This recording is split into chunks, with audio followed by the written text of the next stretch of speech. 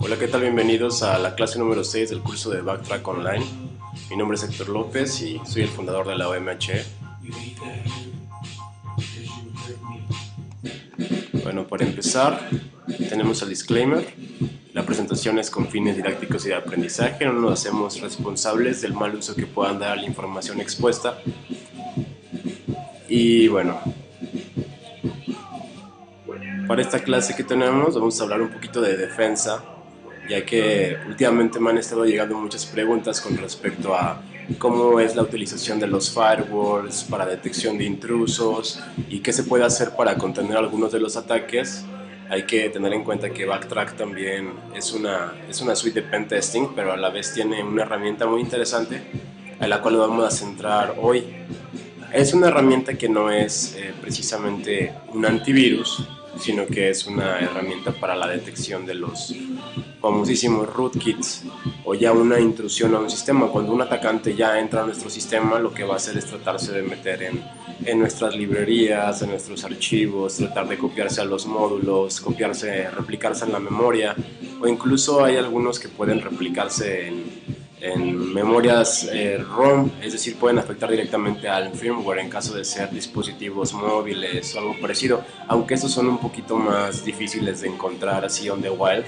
Lo que más vamos a encontrar son lo que son resistencia en lo que viene siendo la parte de las librerías. Pero bueno, vamos a hablar un poquito de cómo es la detección de rootkit en un sistema Linux, ya que pues, para Windows la mayoría compra sistemas como Norton, McAfee, etc. Y los sistemas son los que están funcionando continuamente para poder detectar pues un ataque. Vamos a hablar precisamente del buscador de rootkits, el RK Hunter. Vamos a hablar algunos trucos de malware, o sea, cómo hace el malware para esconderse de nuestro sistema, que es algo interesante, ¿no? Porque una vez que estamos infectados no sabemos ni por dónde empezar a buscar. Muchos la primera opción que hacen y es la de formatear la máquina, pero en este caso siempre que hacemos nada más este recurso de estar formateando continuamente, nunca nos estamos dando cuenta por dónde fue la intrusión o qué es lo que realmente están afectando a las personas.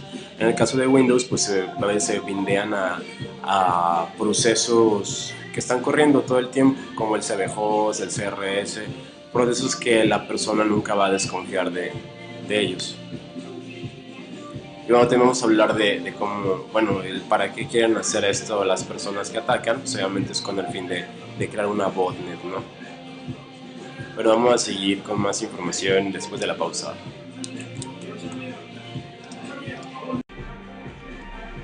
Bueno, al parecer tenemos un poquito de problemas con el audio porque todavía no había seleccionado el iMic, pero bueno, ya estamos de vuelta. Y bueno, hablando de los primeros fails pues de seguridad, en la primera imagen podemos observar un aeropuerto en donde la persona que se encarga de revisar las maletas por donde va pasando el detector pues está jugando al solitario, ¿no? Entonces de esta manera pues podemos darnos cuenta que pues, no está haciendo su trabajo. Entonces generalmente esto pasa mucho en las partes de seguridad. En la segunda tenemos o sea, una negra obesa que está dormida en una banca, ¿no? Bueno, debería de estar cuidando. Y es algo de lo que pasa mucho. Los elementos de seguridad, pues, generalmente es lo que sobra, o gente que tiene gran resistencia al calor y a estar sentado mucho tiempo, porque es el concepto que tenemos, ¿no? De que una persona estática en una cierta posición, en un lugar, es lo más adecuado para poder tener una protección proactiva, cuando esto pues en realidad no es cierto. Por otro lado tenemos pues, cosas que a veces no nos esperamos, ¿no? A veces las personas más dulces pueden ser las que más daño nos pueden ocasionar. En este caso tenemos una abuelita con unas pistolas, ¿no? Dispuesta a disparar. Y bueno, también podemos, si a esto le agregamos que a veces el malware ya viene embebido, aunque sean en plataformas abiertas y todo eso como Android, en cualquier lado ya podemos encontrar malware. De hecho ha habido casos en los que lo que hacen los atacantes es afectar directamente los repositorios de distribución de software. Entonces el software que ya está en las stores o el software que está online en algún sitio, en algún CDN, en algún Git público o algo así, la gente agarra, se conecta y baja ese código, pero el código ya tiene el malware desde un principio. Entonces una vez que tú ya tienes este código pues ya infectado, va a ser muy difícil que tú te deshagas de esto. Y lo peor es que, por ejemplo, muchas veces que lo bajamos ya desde internet, pues obviamente nosotros mismos caemos en la trampa de darle privilegios extras a la aplicación, que nos aparece a lo mejor la advertencia de Windows y le decimos que sí porque pensamos que es una aplicación inofensiva. Y bueno, esto no solamente pasa ya en Windows, ni en Mac, ni en Solaris, ni en software, por así decirlo, de plataforma o de arquitectura. Ya también está pasando mucho con las plataformas y en las markets virtuales y todo eso. Y bueno, otro de los fails de seguridad es el que la gente piensa que por no permitir algo, pues la gente lo va a seguir, ¿no? En este caso, el hecho de que en los sitios diga, podemos ver muchos, ahora está muy de moda comprar sellos de seguridad, que es sello de confianza, el sello HackerSafe, el sello de VeriSign, comprar certificados SSL. Entonces, entre más sellos le pongan a la aplicación o algo así, no significa que esté más blindada la aplicación como tal y la seguridad del servidor. Entonces, bueno, eso es uno de los graves problemas, ¿no?, que tenemos, que el hecho de tener aplicaciones como el Norton Safe o algo que te diga una aplicación anti-hacker, pues en este caso, pues el hacker no le importa que tengas aplicaciones anti-hacker, ¿no? Su trabajo va a ser precisamente entrar hasta donde tenga que entrar, no importando los sistemas de seguridad que se tengan y viendo cómo evadir cada uno de ellos en las diferentes fases del ataque. Bueno, en la segunda parte pues tenemos que los sistemas de protección viene siendo los firewalls, ¿no? Como se puede observar en la primera pantalla, una pared de fuego que en teoría lo que va a hacer es controlar todo lo que entra y sale de nuestra computadora. Pero hay que tener en cuenta que esto no siempre es totalmente eficiente. O sea, un firewall mal configurado no es más que una simple caja de hardware que pues va a funcionar como un simple router, ¿no? Me ha tocado ver algunas empresas y ver algunas entidades de gobierno que simplemente agarran, conectan los switches y en cuanto empiezan a parpadear los foquitos, ya pensamos que ya todo está configurado. Eso funciona porque pues, desde que estamos chicos y eso, nos enseñan como la filosofía del semáforo, en la cual pues, hay de dos, ¿no? Si está rojo, no pasas y es como peligroso. Y si está verde, pues ya puedes hacer todo lo que tú quieras y puedes pasar. Entonces, como estamos enseñados a esta con metodología de los colores, nos pasa lo mismo cuando nos falla un router o cuando nos falla cualquier aplicación que tenemos de hardware. Cuando vemos así que todo está en verde, pues simplemente agarramos y seguimos haciendo las cosas, y en dado caso de que algo está en rojo, pues lo único que nos indica es que algo está mal. Pero bueno, también podemos observar que no siempre esto funciona, ¿no? O sea, una pared de fuego mal configurada, pues no es muy eficiente, porque no vamos a estar regulando de una manera correcta qué es lo que entra y sale de nuestra red local o de nuestra red LAN. Más bien de nuestra red LAN o de nuestra red WAN, dependiendo de cómo la estemos utilizando. Y bueno, ya entrando en concreto en la parte de cómo se debe de cuidar todo esto, pues tenemos que hay que buscar y siempre cuidar los archivos de configuración de cualquier sistema o servidor.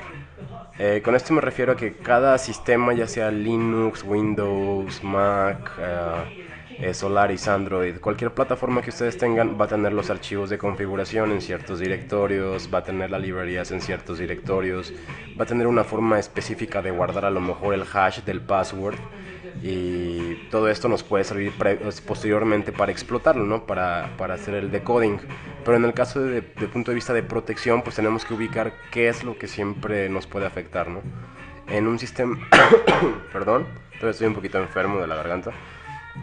Entonces, si tenemos, por ejemplo, el password por ejemplo, un sistema Linux, tenemos que en etc están todos los archivos de configuración. Eso nos facilita mucho pues todo lo que tenga que ver con configuración de cualquier servicio, de Apache, MySQL, del PHP, de Ruby, del Python, de las librerías de GCC, del servicio de Squid, de proxy. Cualquier servicio que corramos en Linux, generalmente en etc por default nos va a dejar los archivos de configuración, a menos que el usuario customice para que estos vayan a otro archivo de configuración aparte, que esto se deberá de hacer en un ambiente seguro. Es decir, tendrías que tener Solamente que entre más seguro queramos la arquitectura, pues obviamente tenemos que gastar más recursos. Algo que se puede hacer es que todos los archivos de configuración estén a lo mejor montados en otra partición, en otro disco duro dentro del mismo sistema, a lo mejor con un arreglo RAID para tenerlos de una manera espejeados por si nos llega a pasar cualquier conflicto. Y a todos estos podríamos sacarles un hash de MD5 o SHA-1 o algún algoritmo que nos parezca robusto para tener en cuenta cuando este cambia, para ver si este fue afectado por un atacante externo o si lo ha modificado un atacante interno. Si todo esto checamos, si todo esto le añadimos el proceso de chequeo de logs, el estar monitoreando constantemente la red, pues vamos a tener un buen desempeño. Ahora, cuando tenemos una intrusión en un sistema Windows se vuelve un poco más complejo. ¿Por qué? Porque el atacante puede levantar una clave de registro en cualquier parte de nuestro Windows. Y como lo sabemos, el registro es el corazón de Windows y va a ser muy difícil monitorear todo el registro. Generalmente se mete en Hey Local Machines. Hay una parte que se llama Current Services Run, que es como los servicios que están corriendo actualmente. Y tú en ese como parte del registro de Windows, tú puedes checar qué aplicaciones se van a abrir cada vez que se está reiniciando la máquina. Que generalmente son las aplicaciones que se te abren en el System Tray. Pues bueno, pueden haber aplicaciones que no se van a abrir en el System Tray, sino que van a correr de modo ocultas. Aquí el atacante generalmente usa meter un backdoor, ya sea de forma bind, de forma reverse, y puede poner, por ejemplo, que el netcat se inicie cada vez que tú reinicias la máquina en cierto puerto. Entonces cada vez que tú vas a iniciar la computadora, pues vas a estar corriendo con este proceso que tú no lo pediste. Entonces es importante, ¿no?, que tengamos en cuenta esto. Cuando somos atacados por un malware, pues tenemos varias opciones. Saber qué malware fue es algo de lo más importante. Es decir, podemos buscar en varias clasificaciones de antivirus online, saber si este virus es conocido, si no es conocido, si fue un worm, y qué tipo de desastre nos ocasionó. Ahora, cuando el ataque es directo, de que un hacker entró a nuestro servidor, no hay nada como volver a empezar de cero. ¿Por qué? Porque no puedes saber qué librerías afectaron o hasta qué penetración tuvo el ataque. Y si no sabes el nivel de hasta dónde llegaron, pues lo mejor es empezar de cero.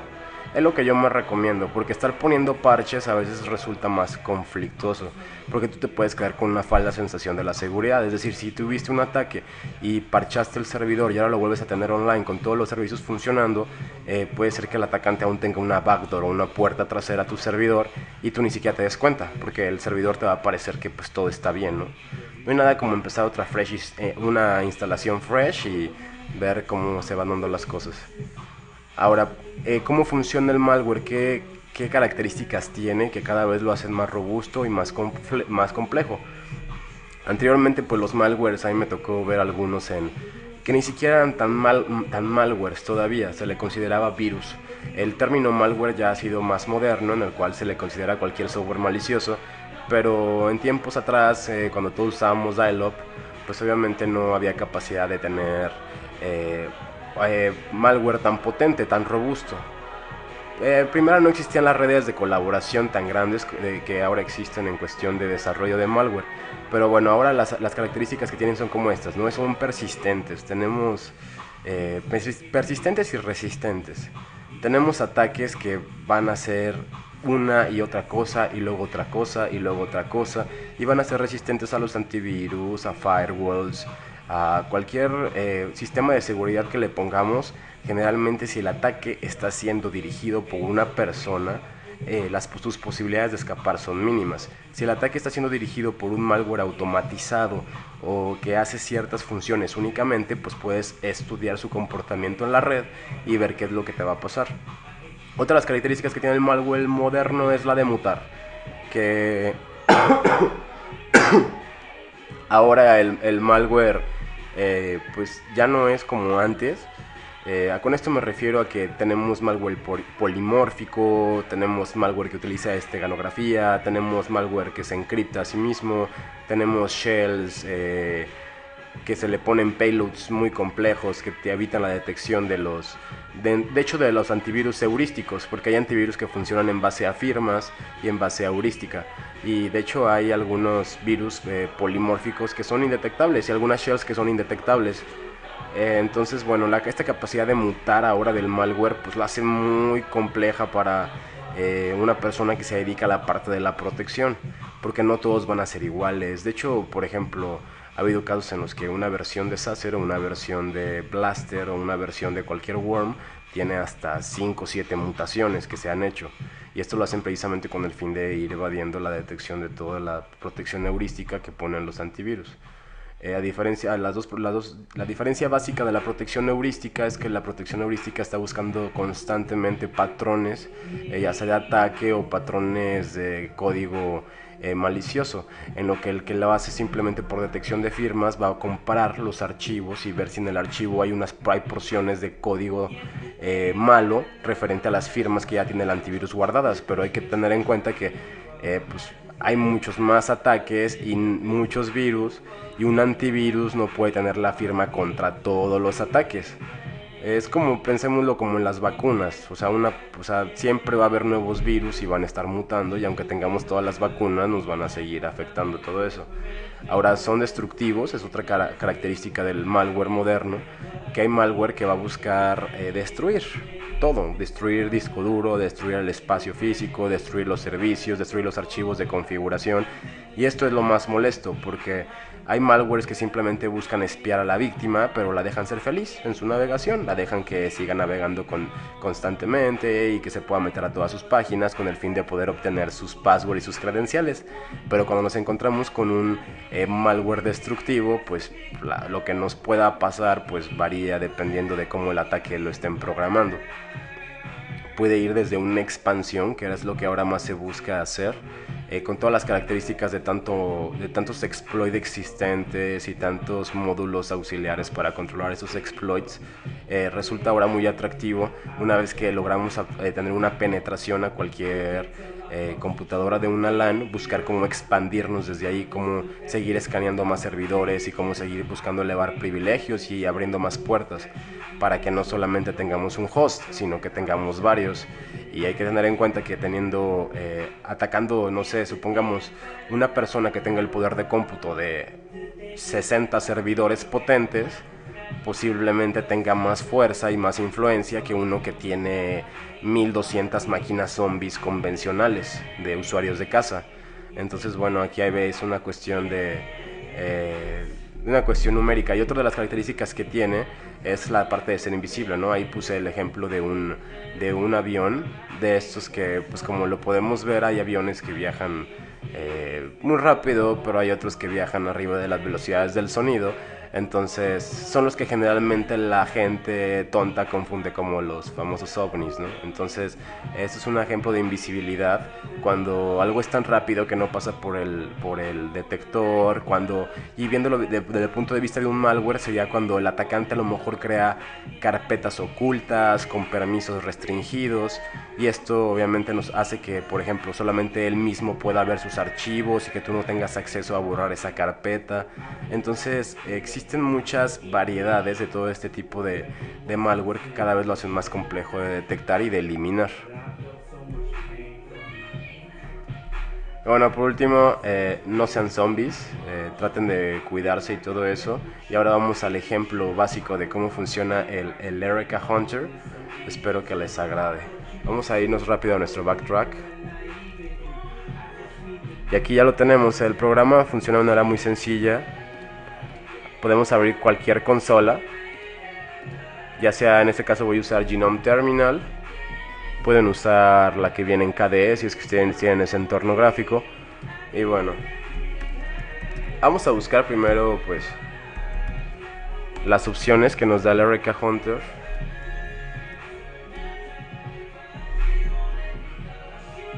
Y tenemos algunas, vienen muchas opciones si se fijan. Vienen opciones para checar la configuración, vienen opciones para checar los hash, vienen opciones para listar los tests, vienen opciones para que sea, por ejemplo, el quiet mode. Este casi no nos arroja información, pues, para que lo queremos. Realmente hay algunas opciones que no sirven. Les voy a enseñar las dos principales con la cual cualquier usuario puede ejecutarlo y no se requiere pues mucho. La primera opción es la opción de update, que la ejecutamos de esta manera.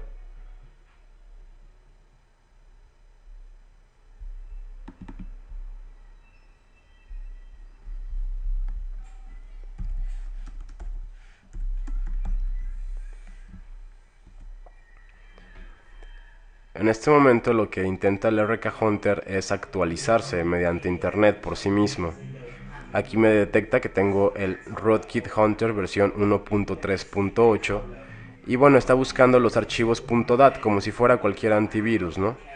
Y bueno, aquí checa el mirrors.dat, el backdoorports.dat, que básicamente lo que ha de contener son datos de los puertos que utilizan los backdoors.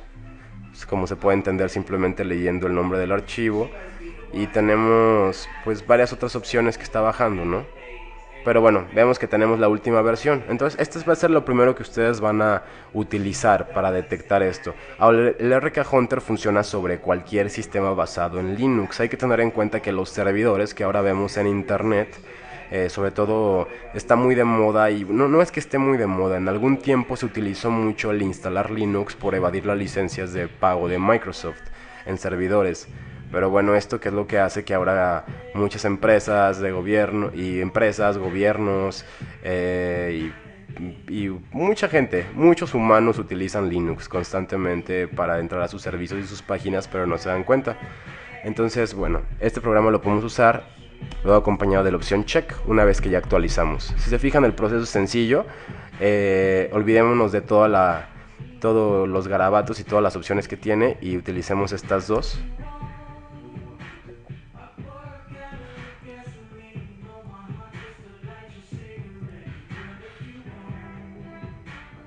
Aquí nos dice la versión nuevamente del Hunter que estamos utilizando.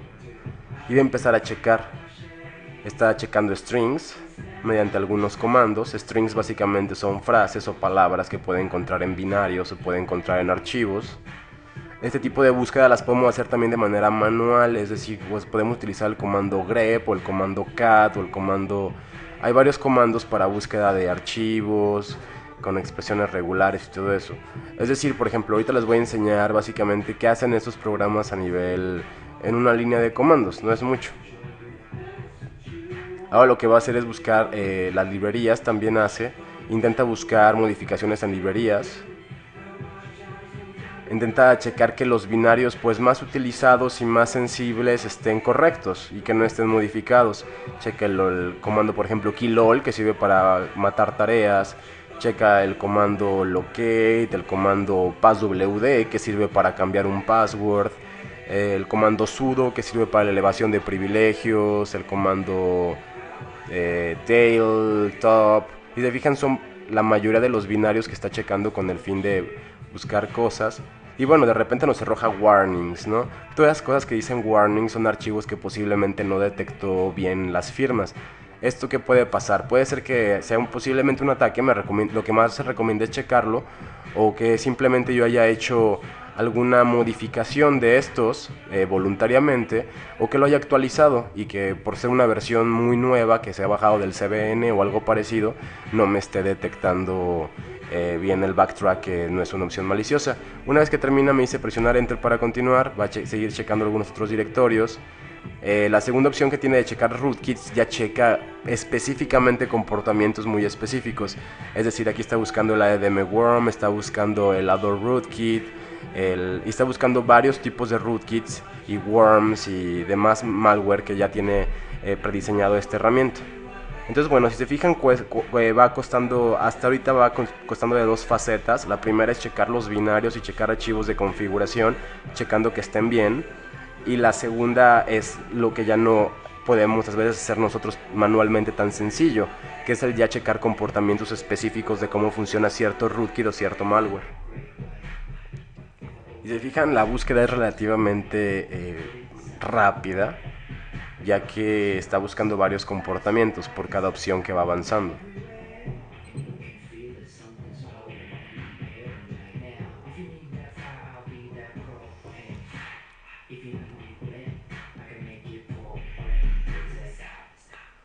Ahora es importante notar que no va a detectar todos los rootkits sabidos y por haber. Cualquier modificación, a veces personalizada, que hacen algunos malwares, pues es lo que hace que sean muy efectivos.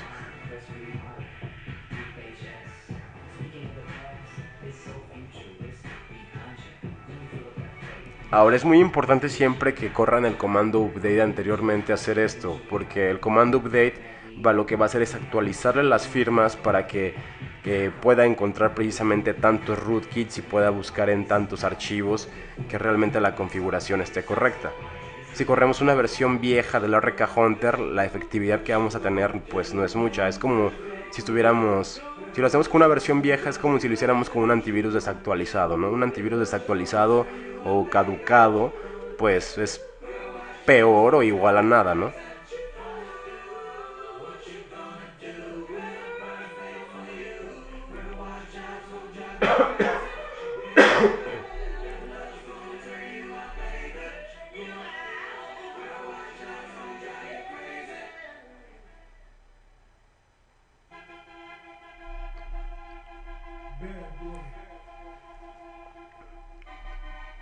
Ahora es importante mencionar, en un segundo lo vamos a hacer ahorita que acabe la herramienta, el cómo nosotros podríamos checarlos manualmente y buscar cuidar algunos archivos de configuración sensibles en nuestro sistema. Con archivos sensibles me refiero a, por ejemplo, supongamos que tenemos una servidor que está en WAN, pues a lo mejor algo que nos preocupa es que a nadie nos vaya a modificar los DNS para que no vaya a ser un ataque de DNS poisoning, que nadie vaya a modificar a lo mejor el archivo passwd, el shadow, archivos de configuración del Apache o del Tomcat, o que no vaya a tener acceso tan fácil a nuestras bases de datos. Entonces, pues esto lo podemos checar de varias maneras. Digo, lo primero y lo que siempre se recomienda son pólizas, más bien pólizas y políticas de passwords seguros, que esto, pues elevando esto y teniendo esto al 100, ya evitamos cualquier intento de que nos roben la contraseña. Pero bueno, hay que tener en cuenta que pues, cualquier persona puede estar en nuestra red local y a veces mediante alguna otra técnica que no sea precisamente el descubrir el password, puede obtener el acceso al sistema, que es donde se vuelve esto más complejo. Ahora va a empezar la herramienta, dice Performing Additional Rootkit Checks, y va a empezar a checar algunos rootkits adicionales. Y se fijan, pues sí son varios, o sea, son varias opciones. Yo sí considero que el RK Hunter de menos trae ahora sí que la protección contra los rootkits más comunes, más fáciles de utilizar y los que se van a encontrar en internet, que generalmente un atacante, un script kiddie o un atacante de internet lo que va a hacer es buscar rootkits en internet y bajarse el primero que encuentre y intentarlo meter. Entonces de esta manera sí no lo va a detectar en dado caso de que sea alguno de estos. Si la persona tiene conocimientos de criptografía y de cómo encriptar los payloads y de cómo generar sus propios binarios y sus puertas traseras, muy difícilmente vamos a poder, aún así con un programa como este, detectar el ataque, ya que algunos pues no son muy intrusivos y no levantan tantas expectativas en el sistema, es decir, no ocupan ni muchos recursos, ni hacen muchas llamadas hacia internet, muchos a veces salen hasta el protocolo, hay unos que salen tuneleados por el protocolo 443, algunos salen hasta transparentes por el puerto 80 y los controlan a través de un proxy. Entonces son muchas las maneras en las cuales se puede controlar un buen backdoor, pero por cuestiones de rapidez, mucha gente lo que hace es tener tener una shell, la auténtica, ya que pues, conectarnos por un backdoor que va de manera encriptada en lo que se manda el SSL o en lo que nos contesta el proxy y hacemos la transmisión de datos, nos resulta pues muy difícil el poder controlar algo. Y bueno, aquí lo que hace es checar rootkits en files y directorios, luego checa los strings, luego en la siguiente opción hace lo que es chequea malware. Entonces bueno, también checa malware en los procesos, por si por ahí alguien nos hizo una inyección de algún shellcode en algún proceso existente, lo checa. Checa también algunos directorios sospechosos, en este caso algunos, generalmente cuando nosotros creamos en Linux un directorio con mkdir. El sistema no lo ve, resulta ser oculto. Entonces este nos puede ayudar a encontrar algún directorio extraño o un directorio replicado. Nos ayuda a buscar logs del sniffer, es decir, si alguien ha instalado no sé, demás Wireshark, exacto, puede buscar. Ahora, para que este programa realmente nos esté corriendo bien y todo eso, pues tenemos que checar que nuestra configuración esté bien, que le estemos diciendo al RK Hunter dónde encontrar los binarios, dónde buscar las librerías. y que esto funcione de una manera correcta. Ahora va a ser un chequeo de lo que viene siendo la red, el network. Entonces va a checar ahorita los puertos, ¿no? Checa puertos, checa interfaces, que no esté ninguno en modo promiscuo, etcétera.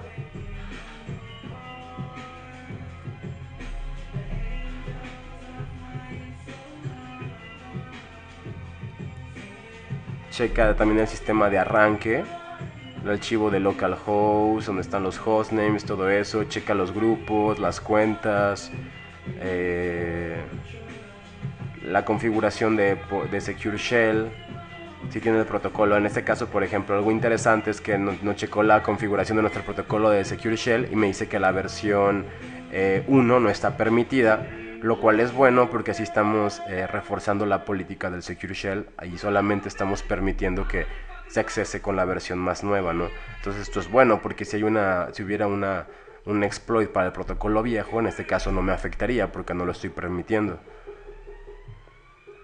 También checa el archivo dev, que es donde están los devices montados, ya que algunas veces podemos dejar una USB con todos los permisos y el atacante entra a nuestro sistema y monta en la USB todos los archivos maliciosos, o si dejamos conectado por ahí un iPod, o sea, todo lo que realmente me aparezca montado en FSTab o cuando yo le ponga Mount Directory, si es que tengo los permisos, pues puede verse afectado. Digo, finalmente tengo acceso al sistema y puedo seguir buscando en qué directorios tengo privilegios para escritura.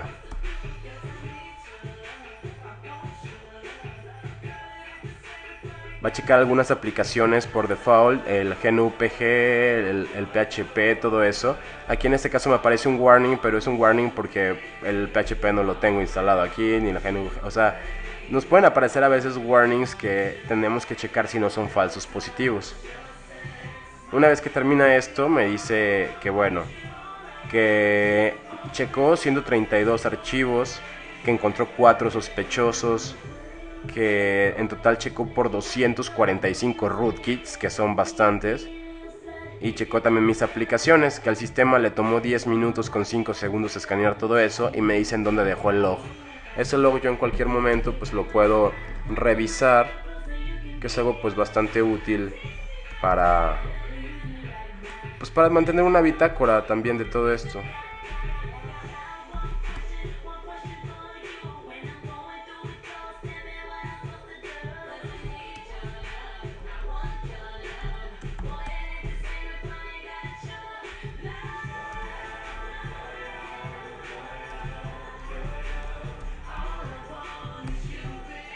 Aquí me aparece el log de todo lo que ya acabamos de ver. Y bueno, es interesante porque puedo tener el log no solamente de este escaneo, sino de todos los que he realizado. Y una vez que lo vemos en el log, nos aparece más información de la que vimos originalmente. Nos los da como en modo debugging, por así decirlo, que es algo pues más interesante todavía, porque podemos ver detalles que posiblemente no vimos cuando estábamos corriendo la herramienta así. Aquí nos estuvo diciendo específicamente qué puertos estuvo checando, de UDP tanto como de TCP. Podemos ver qué archivos busca en específico. Ahora podemos hacer nuestra propia versión de un RK Hunter. Es decir, si nosotros tenemos una versión de un sistema Linux modificado, podríamos especificarle a la herramienta en dónde tiene que buscar los archivos de configuración, en dado caso de que estos hayan cambiado. Y bueno, aquí podemos ver todo lo que estuvo checando ya con detalle. Qué librerías, qué directorios, etcétera. Ahora, esto a final de cuentas es como si lo pudiéramos, es algo que nos va a ayudar a buscar una intrusión de una manera automática, o un rootkit de una manera automática. Pero nosotros podríamos checar, por ejemplo, de una manera sencilla. Podríamos irnos a los directorios de configuración y por ejemplo hacerle un cat al resol.conf, que es donde tengo los archivos de DNS, y checar que realmente tengo mis DNS de manera correcta, checar cuál es mi hostname, que no esté modificado. Podría checar muchas cosas que tenemos en este directorio. Ahora en este directorio de etc se guarda la estructura de configuración pues de todo, del Subversion, del Secure Shell, del Snort, del Samba, de muchas cosas. También los archivos de arranque para cada run level que tenemos, el Postgres, cosas de nuestro network y demás. Podemos ver, por ejemplo, un archivo sensible, es en este caso el passwd, porque se tiene todo lo que viene siendo los usuarios. Entonces aquí podríamos ver que ahorita yo soy como root logueado, ¿no? Pero podríamos a lo mejor cambiarle ciertos privilegios a ciertos archivos para que no pudieran ser leídos. Eso es muy sencillo, ¿no? Un atacante lo que va a buscar es directorios pues como estos, directorios que tengan permiso de write. Aquí podemos ver, ¿no? Hay que tener en cuenta que los primeros 3 dígitos es para el dueño del directorio, los segundos 3 dígitos es para el grupo y los terceros 3 es aplica para todos. Entonces, si nos llegáramos a encontrar un directorio, por ejemplo, como algo que voy a crear a continuación, me voy a ir a mi home rápido y voy a crear un archivo, ¿no? Un directorio oculto que se va a llamar oculto. Entonces hago mkdir.oculto. Ahora lo listo y vemos que pues no me aparece nada, ¿no? En teoría no tengo ningún directorio oculto, pero sí me puedo meter yo a este. Oh, wow, qué maravilloso soy. Y entonces aquí ya estoy en un directorio oculto, el cual pues obviamente tiene varios privilegios. Yo podría crear un archivo aquí que se llame malware.c y en este caso podría darle todos los permisos a ese archivo.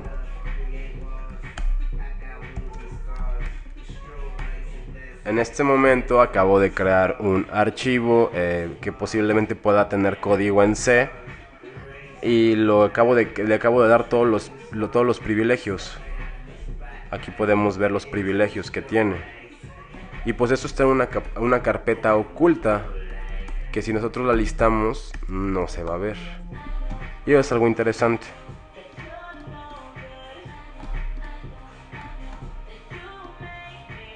Si se fijan, no vemos aquí la carpeta, porque la carpeta está oculta. Y bueno, más archivos sensibles pues pueden ser bastantes. Hay que tener en cuenta que el sistema de directorios pues se divide de una manera muy común para todos los sistemas basados en Unix. Entonces, por ejemplo, siempre algo que tenemos que tener mucho en cuenta es cuidar el boot, que son nuestras imágenes de arranque. Esto hay que ponerlo siempre como solo lectura. Nuestros binarios, posiblemente solo tener los binarios que realmente se ocupen en el sistema, con el fin de que si llegamos a tener un ataque y si a un atacante le damos todos estos binarios y le damos desde un inicio el netcat, el dir, el date, le damos aplicaciones para comprimir, le regalamos aplicaciones para listar, crear archivos, para checar configuraciones, para sincronizar, para hacer pings, etcétera. Pues si nosotros le estamos dando acceso a binarios a un atacante, pues le estamos dando más poderes para que él pueda seguirse expandiendo y buscando más agujeros de seguridad. Algo también de ley es siempre deshabilitar el GCC de manera para alguien más que no sea root. Y bueno, también se tiene que checar, muchos virus y malware se van a meter en el directorio lib que tenemos aquí. Entonces hay que tener cuidado porque pues, el directorio lib puede ser sensible, ya que muy poca gente se va a meter a ese directorio para checar algo, ya que si nos metemos pues son bastante las cosas que podemos encontrar. Entonces supongamos que alguien nos puede crear un malware tan sencillo como esto, ¿no? Alguien podría copiar una librería, por ejemplo, como esta que vemos aquí. Esta librería, que es la libgcrypt S11, la podría copiar a otro nombre.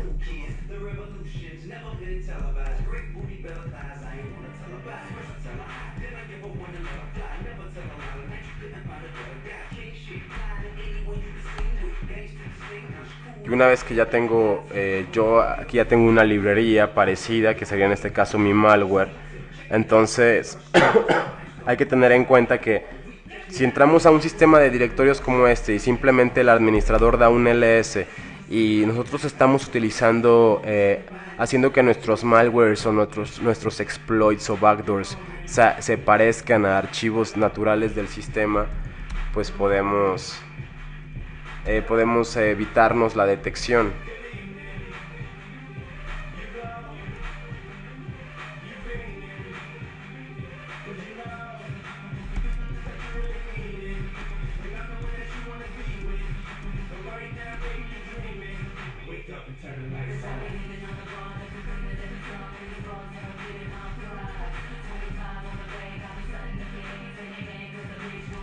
Y bueno, hay que cuidar más directorios.